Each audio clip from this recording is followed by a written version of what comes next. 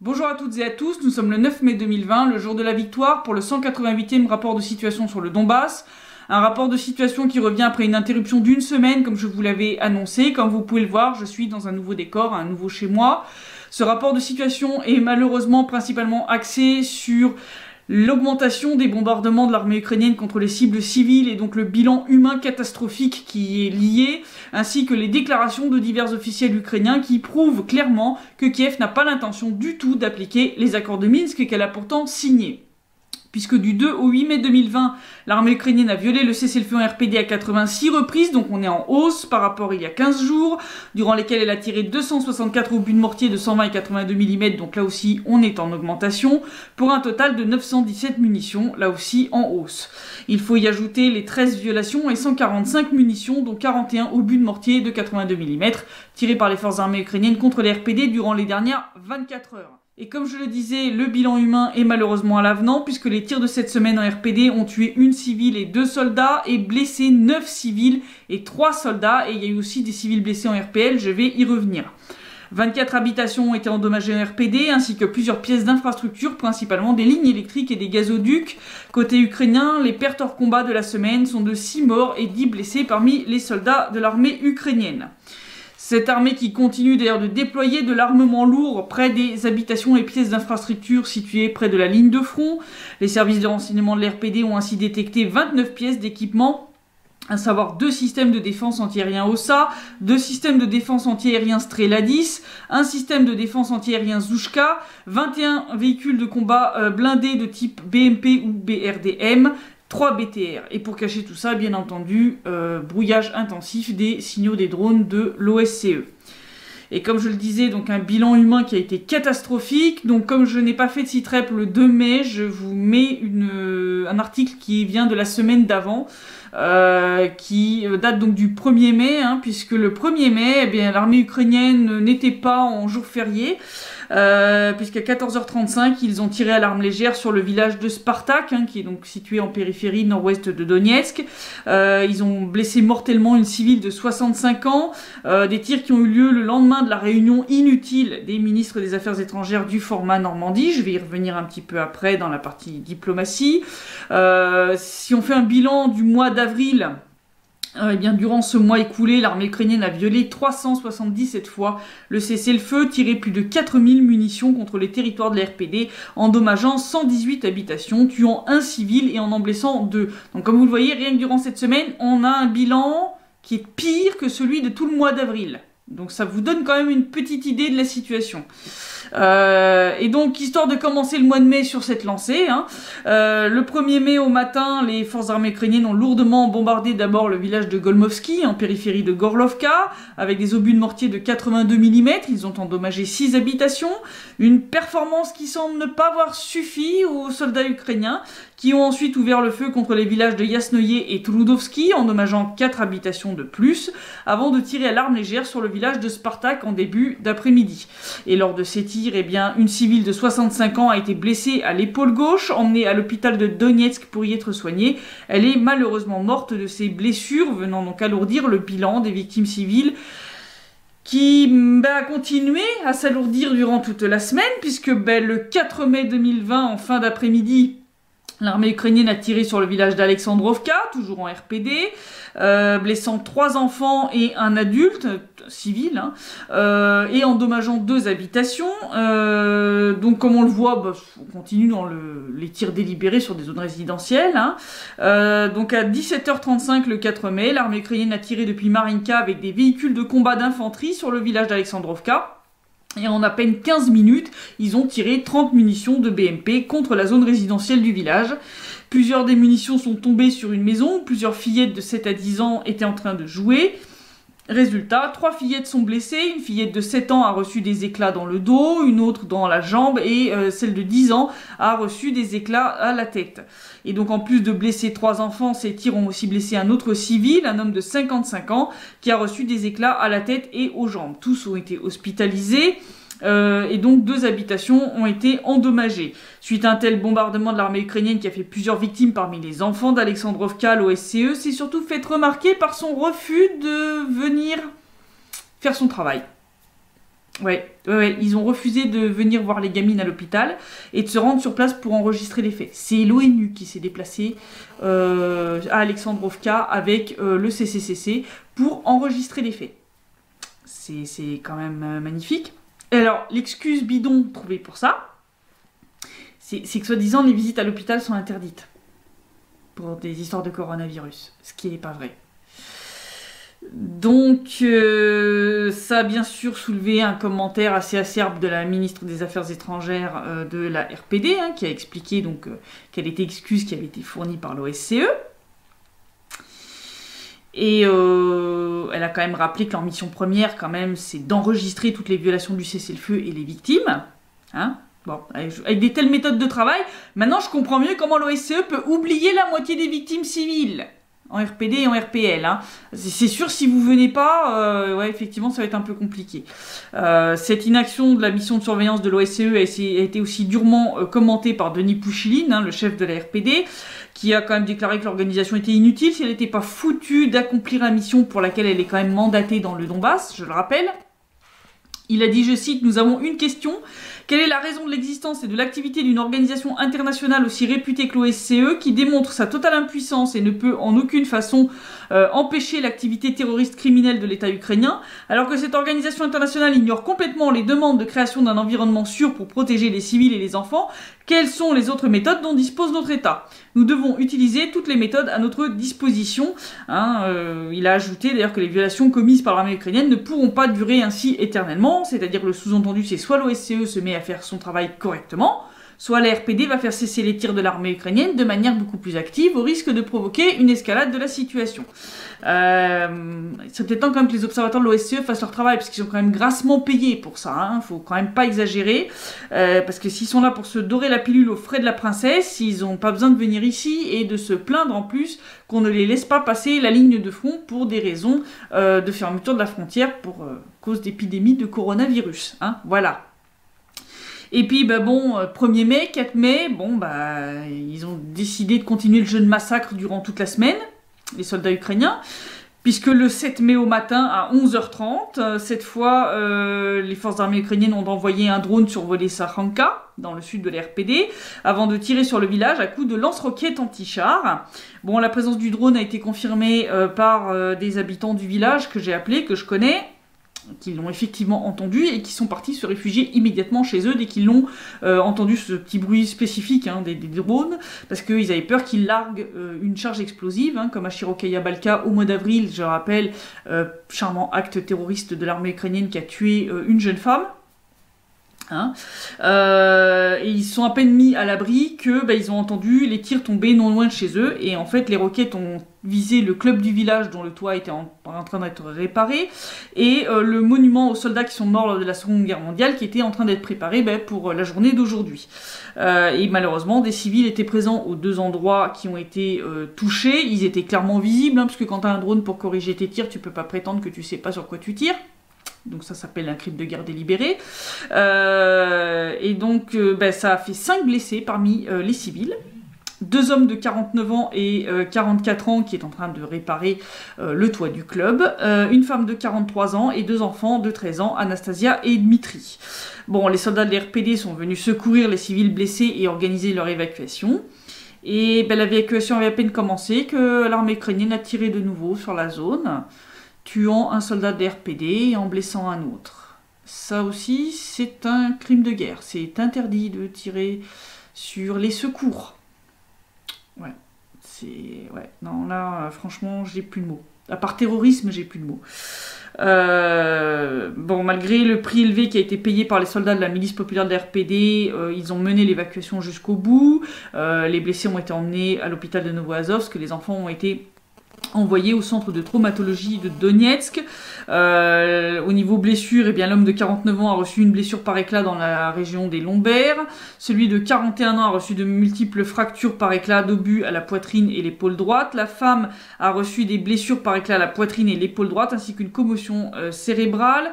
Dmitri a eu les 2 os du tibia droit fracturés, ainsi que le coude droit, et de multiples blessures par éclat d'obus au tibia gauche et au pied. Et Anastasia a reçu des blessures par pénétration de shrapnel à la tête, une commotion cérébrale et des abrasions à la cuisse gauche. Donc comme on peut voir, C'est des blessures quand même assez importantes. Le drone qui corrigeait les tirs a été abattu par la milice populaire de la RPD.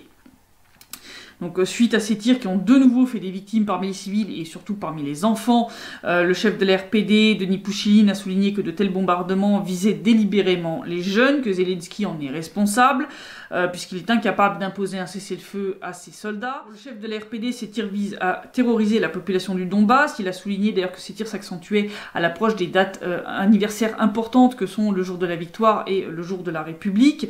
Et il a dit clairement que le sang, les larmes et la souffrance des enfants qui meurent et sont blessés par les obus ukrainiens réfutent toutes les jolies petites déclarations de paix des officiels de Kiev. Et il dit que de telles actions sont possibles pour les forces armées ukrainiennes à cause de la connivence et de l'indifférence de la communauté internationale. Et là-dessus, je suis totalement d'accord. Si la France et l'Allemagne, entre autres, qui sont quand même, je rappelle, les garants occidentaux des accords de Minsk, faisaient leur travail, si l'OSCE faisait son travail, on n'en serait pas là. Voilà. Et l'OSCE, donc, qui cache la merde sous le tapis en refusant, sous des prétextes bidons, de venir enregistrer des victimes civiles, et entre autres des enfants. Voilà, comme ça, après, ils peuvent dire dans leur rapport, bah, il y a moins de victimes que ce qu'il y a en réalité. C'est magnifique, quand même, hein, traficage de chiffres. C'est quand même très très beau. Daria Morozova, la médiatrice aux droits de l'homme de la RPD, s'est jointe à cet appel, a demandé à la communauté internationale d'agir pour éviter une nouvelle escalade du conflit dans le Donbass et de ne pas fermer les yeux sur ces méthodes de guerre interdites qui sont utilisées par les forces armées ukrainiennes contre la population du Donbass. Mais bon, il semble que tirer sur les civils de l'RPD ne suffisait pas aux soldats ukrainiens qui ont ouvert le feu contre le village de Golubovskoye en RPL à peine quelques minutes après les tirs menés contre les civils de Sakhanka. Cette fois, c'est un missile anti-char guidé qui a été tiré par les forces armées ukrainiennes contre ce village, faisant 3 blessés parmi les civils, 2 hommes de 20 et 27 ans et une femme de 84 ans. Les 2 hommes ont reçu une commotion cérébrale, celui de 20 ans a aussi reçu de multiples blessures par éclat d'obus, la femme a quant à elle reçu de multiples blessures par éclat sur tout le côté droit. Toutes les victimes ont été emmenées à l'hôpital de Kirovsk où elles sont soignées, leur état a été jugé stable par les médecins. D'après la milice populaire de l'RPL, le bombardement a été mené depuis les positions de l'armée ukrainienne situées près d'Orekhovo. Je vais vous montrer la carte et puis un certain nombre de photos qui vous montrent les dégâts qui ont été infligés. Mais en tout cas, ces tirs délibérés contre des civils, tant en RPD qu'en RPL par l'armée ukrainienne, montrent clairement que l'Ukraine n'a aucune intention d'appliquer les accords de Minsk et font pour moi planer le risque quand même d'une nouvelle escalade du conflit. Et pendant que les civils du Donbass se font assassiner et mutiler par les tirs de l'armée ukrainienne, les garants occidentaux des accords de Minsk se font remarquer par leur silence complice sur les crimes de guerre de l'Ukraine. Moi, je trouve ça quand même magistral, au lieu d'arrêter, enfin de passer leur temps à appeler la Russie à appliquer les accords de Minsk, comme l'a fait l'Allemagne pendant cette réunion au format Normandie des ministres des Affaires étrangères. Il ferait mieux de s'occuper des crimes de guerre de l'armée ukrainienne, parce qu'il y a du boulot de ce côté-là. Et justement, je vais y revenir, puisque donc le 30 avril, a eu lieu cette fameuse réunion des ministres des Affaires étrangères au format Normandie qui, comme je m'y attendais, a rien donné.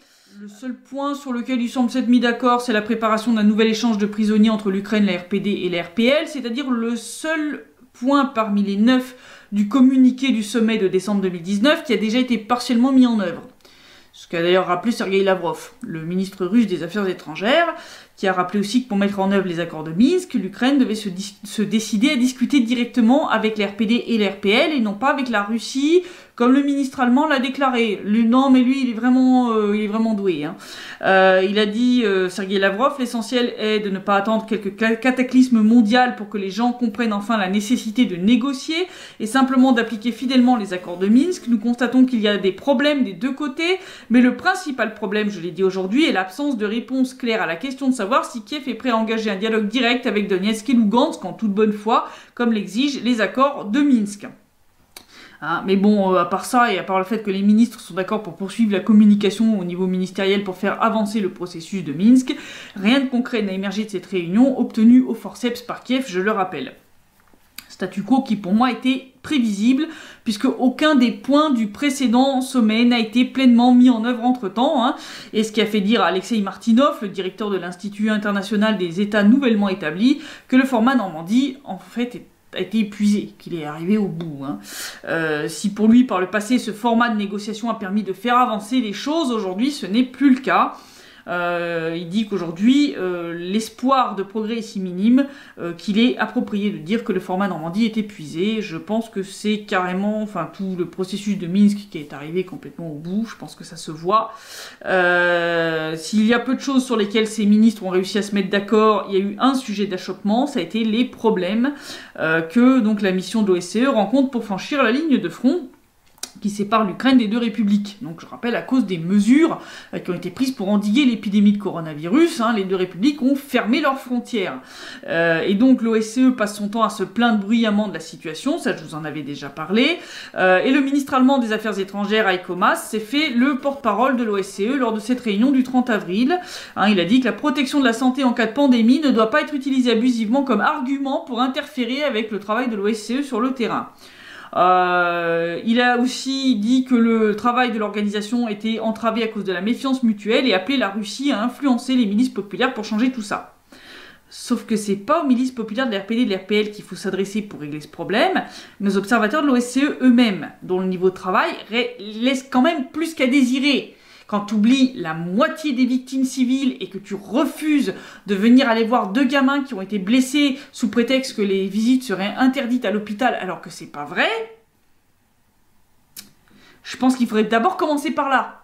Si vous voulez rétablir la confiance, il faudrait peut-être déjà que les observateurs de l'OSCE fassent leur travail correctement. Tu vois, parce que en plus de compter que la moitié donc des victimes civiles, l'OSCE n'enregistre ces derniers temps qu'un très faible pourcentage du nombre d'habitations et de pièces d'infrastructures endommagées par les tirs de l'armée ukrainienne, là aussi sous prétexte de coronavirus.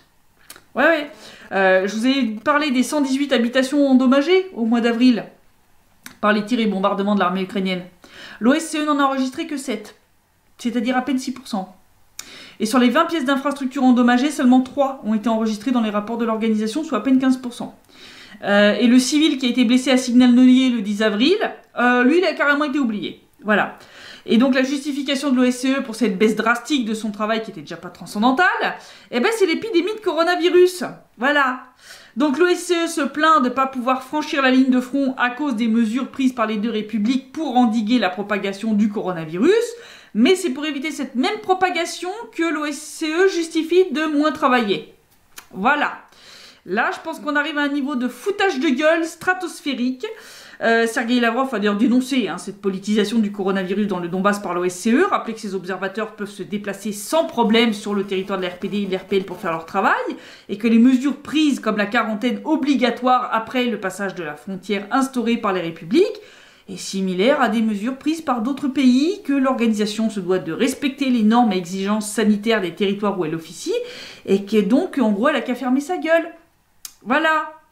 Et donc, comme je l'avais dit, ça n'a rien donné de concret, ça a été qu'une perte de temps pour les 4 ministres, et pendant qu'on se perd en palabres, les habitants du Donbass continuent de mourir ou d'être mutilés par les tirs de l'armée ukrainienne. Voilà. Et puis, si vous voulez une preuve ultime que le problème vient bien de l'Ukraine et pas des républiques populaires ou de la Russie, pour ceux qui continuent de croire que la Russie est partie prenante des accords de Minsk et pas une simple garante comme la France et l'Allemagne, dans une déclaration faite aux journalistes, Andrei Yermak, le chef de cabinet de Zelensky, dont je vous ai déjà parlé, a ressorti l'idée délirante de négocier au sein des groupes de contact à Minsk, non pas avec les RPD et les RPL, mais avec des personnes ayant quitté ces territoires en 2014 et ayant trouvé refuge en Ukraine. Donc en clair, ils essayent de négocier non plus avec le Donbass, mais avec eux-mêmes. C'est une forme de négociation très intéressante pour résoudre un conflit. Je rappelle, c'était une idée farfelue qui avait déjà été proposée par le passé, je vous en avais déjà parlé. Et puis plusieurs fois, les RPD et les RPL avaient dit niet, non. Mais ça n'a pas l'air de les arrêter dans leur élan débile. Donc là, on a eu droit à un remake, mais pas que, parce que c'est toute la déclaration de Yermak, parce qu'il n'a pas parlé que de ça, toute la déclaration de Yermak est complètement délirante, j'en ai fait une traduction complète. Alors voilà ce qu'il a sorti: l'Ukraine sera l'initiatrice, l'Ukraine dominera toutes les négociations ultérieures. Oui. Nous n'attendrons plus personne, la guerre se déroule sur notre territoire, notre peuple meurt, c'est pourquoi nous allons prendre une position dominante aujourd'hui. Dès la prochaine réunion, l'Ukraine présentera des personnes de notre côté qui sont des représentants des territoires occupés. Ce sont les citoyens, des citoyens de l'Ukraine. C'est très important car de nombreuses personnes vivant sur le territoire de la RPD-RPL ont reçu des passeports russes. Nous allons faire venir des personnes déplacées qui ne vivent pas actuellement dans les territoires occupés mais qui ont un enregistrement et ont été forcées de partir, mais ce sont des citoyens ukrainiens, des résidents du Donbass. Nous convierons ces personnes en tant qu'invités aux réunions ultérieures des groupes de contact tripartites, donc c'est les groupes de contact de Minsk, parce que le monopole qui existait pendant 6 ans quand seuls les représentants de l'RPD et de l'RPL y étaient assis, aujourd'hui la trahison se dissipe, mais depuis 6 ans, tout le monde a fermé les yeux et s'est assis à la même table qu'eux. Bon, alors on va analyser un petit peu, hein, morceau par morceau, c'est un beau morceau hein, quand même. Hein. Alors déjà dans le premier paragraphe, il annonce que désormais l'Ukraine va dominer les négociations. Alors sauf que je rappelle encore une fois que les accords de Minsk sont le symbole même de la défaite de Kiev dans le Donbass. Hein, si l'Ukraine a accepté de signer les accords de Minsk à 2 reprises quand même, je le rappelle, et qu'elle a accepté de devoir négocier avec les RPD et les RPL, c'est parce qu'elle s'est pris la peignée de ses beaux jours, et que l'armée ukrainienne était en train de se faire décimer. Et que les accords de Minsk 1 et les accords de Minsk 2, c'était juste un moyen de sauver le cul des soldats ukrainiens qui y restaient encore. Voilà. C'était pour éviter l'anéantissement total de l'armée ukrainienne. Donc l'Ukraine a perdu la guerre en réalité. Donc je vois pas de quelle position dominante on peut parler dans de telles conditions. Donc déjà là, on est dans le délire total. Les mecs, je sais pas ce qu'ils prennent, mais c'est de la bonne. Et alors après, ils nous parlent de la guerre qui continue et des gens qui meurent. Sauf que, comme vous avez pu le voir, tant dans les stats de l'ONU dont j'avais parlé dans un site-rep précédent que dans le site-rep actuel, s'il y a des gens qui meurent dans le Donbass, c'est à cause des bombardements de l'armée ukrainienne, dans la très grande majorité.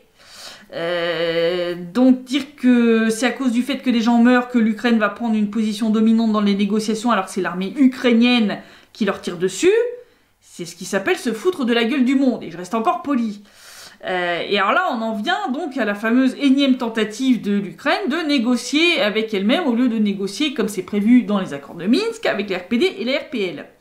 D'ailleurs, dans une autre déclaration citée par Interfax, Yermak a dit clairement que l'Ukraine ne négociera jamais avec la RPL et les RPD. Fin de citation.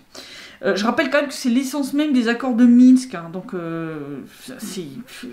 Voilà, vous dites clairement que vous les enterrez. C'est ça que vous êtes en train de dire. C'est tout. Et donc là, Yermak nous a senti ce vieux serpent de mer de faire venir au groupe de contact de Minsk comme représentants des territoires occupés des gens qui sont partis en 2014. Sauf que de une, la RPD et l'RPL ne sont pas des territoires occupés parce qu'il n'y a pas d'armée d'occupation. De une. De deux, les accords de Minsk n'ont pas été signés avec des gens qui ont fui le Donbass en 2014. Les accords de Minsk, ils ont été signés avec les RPD et les RPL. À la demande même, d'ailleurs, je rappelle, de Poroshenko, hein, et de Merkel et de Hollande. Hein. Je rappelle que c'est ce qu'avait déclaré Vladimir Poutine en 2019 et personne n'a jamais rien contredit là-dessus, ce qui veut dire que c'est vrai. Donc, si cette demande de Poroshenko était une trahison, hein, comme le dit Yermak, du point de vue des autorités ukrainiennes actuelles, c'est la totalité des accords de Minsk, alors que Zelensky et son équipe considèrent comme une trahison. Donc ça veut dire que l'Ukraine n'a pas du tout l'intention de les appliquer, puisque de leur point de vue, ça serait une trahison. Ben ouais, c'est QFD. D'ailleurs, les autorités ukrainiennes s'en cachent pas, hein. Parce que dans une interview fleuve, vraiment extrêmement longue, Alexei Reznikov, le vice-premier ministre chargé de la réintégration des territoires occupés, oui, avec des très gros guillemets, a dit clairement que l'Ukraine ne modifiera pas sa constitution pour y inclure le statut spécial du Donbass. Et il a même sorti que Zelensky l'a dit publiquement lors du sommet au format Normandie à Paris, avec Merkel, Macron et Poutine. D'accord? Et il l'a dit clairement devant les 3 autres. Et il a dit « L'Ukraine n'inclura pas le statut spécial du Donbass dans la constitution de l'Ukraine. Ceci est exclu et n'est pas sujet à discussion. » Et ensuite, il a essayé de tourner autour du pot, le père Reznikov, hein, pour faire croire que l'Ukraine a fait sa part du boulot avec la pseudo-loi votée en 2014 et que le 11e point des accords de Minsk précise qu'il faut des changements à la constitution ukrainienne, mais qui n'auraient rien à voir avec le statut spécial du Donbass. Faisons un petit fact-checking. Traduction du 11e point des accords de Minsk 2, signé début 2015, qui disent clairement qu'il faut faire, je cite, une réforme constitutionnelle en Ukraine avec une nouvelle constitution devant entrer en vigueur d'ici la fin de 2015, dont l'élément clé est la décentralisation, prise en compte des particularités de certains districts des régions de Donetsk et de Lugansk, convenu avec les représentants de ces districts. Et également l'approbation d'une législation permanente sur le statut spécial de certains districts des régions de Donetsk et de Lugansk, conformément aux mesures énoncées dans la note de bas de page, blablabla. Normalement, c'était à faire d'ici la fin de 2015, on est en 2020, voilà. Bon, donc les accords de Minsk disent clairement que cette réforme constitutionnelle doit, 1, contenir la prise en compte du statut spécial des deux républiques populaires, hein, c'est dit clairement, et que de 2, elle doit être faite en concertation avec leurs représentants. Or, pour ça, il faut négocier directement avec les représentants de l'RPD et de l'RPL, ce que l'Ukraine refuse de faire, en essayant pitoyablement de les remplacer par des gens qui ont fui côté ukrainien en 2014. Sauf qu'encore une fois, ces gens-là n'ont aucune légitimité pour le faire. Ils ne sont pas issus d'un gouvernement élu par les habitants des deux républiques, ils n'ont à aucun moment signé les accords de Minsk, donc là, on nage en plein délire. Tu fais pas venir qui tu veux aux négociations. Il y a un conflit en cours, la négociation doit se dérouler entre les deux parties du conflit. Non, on fait pas n'importe quoi là. En plus, le pire pour moi, c'est que si ce que dit Reznikov est vrai et que Zelensky a déclaré à Paris lors du sommet format Normandie que l'Ukraine n'inclura jamais le statut spécial du Donbass dans sa constitution, comme le prévoient pourtant les accords de Minsk, alors je vois pas pourquoi une nouvelle réunion devrait avoir lieu.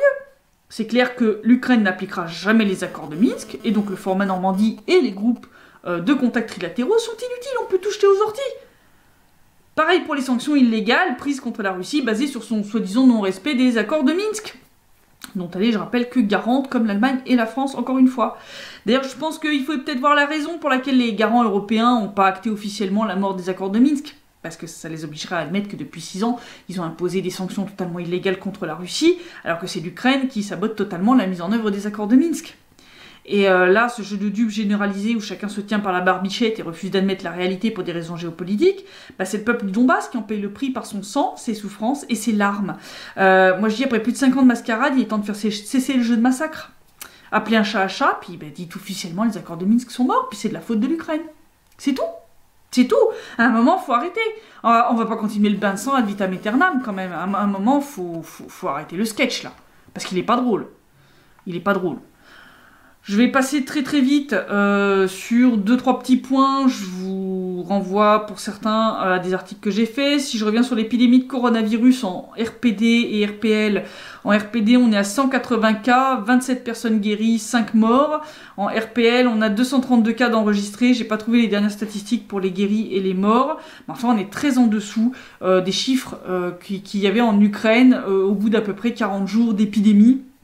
Donc ce qui prouve que les mesures qu'on a prises sont bonnes, donc on a toujours une progression du nombre de cas, mais ça reste assez faible, donc on a quelques cas en plus chaque jour, mais c'est pas énorme, on n'a pas une courbe exponentielle comme il y a eu dans tous les autres pays.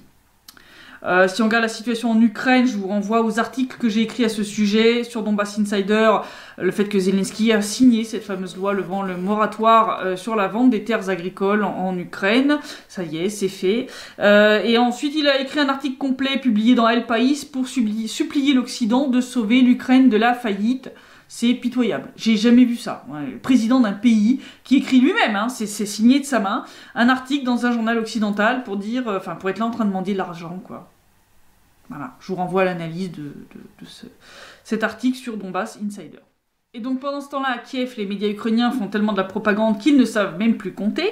Voulant prouver que la vie en RPD, c'est l'enfer, la chaîne DIM a fait un comparatif de la pension minimum et du salaire moyen dans la région de Rostov en Russie, en RPD, et dans la région de Donetsk, sous contrôle ukrainien. Sauf qu'ils sont tellement nuls en mathématiques qu'ils ont transformé la pension minimum en RPD, qui est de 4800 roubles, en 480, sans se rendre compte de l'énormité du truc, alors qu'ils affichaient 1802 grivnia, parce qu'ils ont mis grivnia et roubles à chaque fois, et que le taux de change rouble-grivnia est d'environ 2,6-2,7.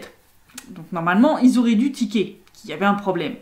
Et puis alors là où ça devient encore plus comique, c'est sur les salaires moyens. Parce que là, la chaîne annonce sans rougir que les salaires ukrainiens, donc dans la région de Donetsk, seraient supérieurs aux salaires russes, alors que je rappelle, l'Ukraine est le pays le plus pauvre d'Europe, quand même. Donc j'ai été fact-checké, j'ai regardé le site du ministère des Finances ukrainien, et j'ai vu qu'en février 2020, donc juste avant la publication de cette vidéo qui date de début mars, le salaire moyen pour la région de Donetsk était de 11 423 grivnia, donc on est assez loin des 13 177 annoncés. Donc j'ai fouillé pour trouver d'où ça sortait ce chiffre, et en fait ce chiffre c'est celui du mois de décembre 2019, qui est le mois avec le chiffre le plus élevé de toute l'année. Alors que le chiffre pour l'oblast de Rostov est celui de toute l'année, c'est la moyenne de l'année 2019. Donc si on fait la même chose qu'on fait la moyenne sur l'année pour la région de Donetsk, on est à 11 723 grivnia, donc derrière le chiffre de la région de Rostov. D'ailleurs l'Ukraine est tellement pourrie qu'elle est devenue un synonyme pour ça, hein. Lors d'un échange de tweets entre plusieurs officiels américains, dont Donald Trump, à propos de la gestion du coronavirus aux États-Unis, hein, où ça se passe pas très bien dans certains États comme le Michigan. Donc Donald Trump a fustigé les États mal gérés en disant qu'il était hors de question que les États bien gérés soient obligés de renflouer financièrement ceux qui ont fait de la merde.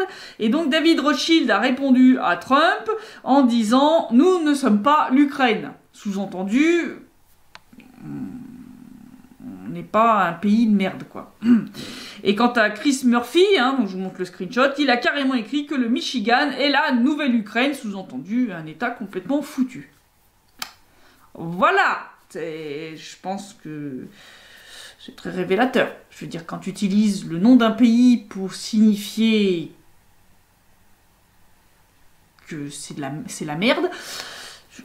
Voilà, je pense que j'ai pas besoin de commenter, vous avez compris ce qu'il en est de la situation du pays en question. C'est-à-dire quand le président du pays en question, justement, écrit dans un journal occidental pour mendier de l'argent, je pense que c'est très révélateur. Voilà, je pense que là, l'Ukraine a touché le fond. Il est temps d'arrêter de creuser. Voilà. Donc voilà la situation. Donc là, maintenant, les sites web vont reprendre sur une base hebdomadaire comme d'habitude. Je publierai sous peu la vidéo de la mission humanitaire d'aujourd'hui. Nous avons été apporter une aide financière aux vétérans de la Seconde Guerre mondiale du district de Telmanovo en RPD.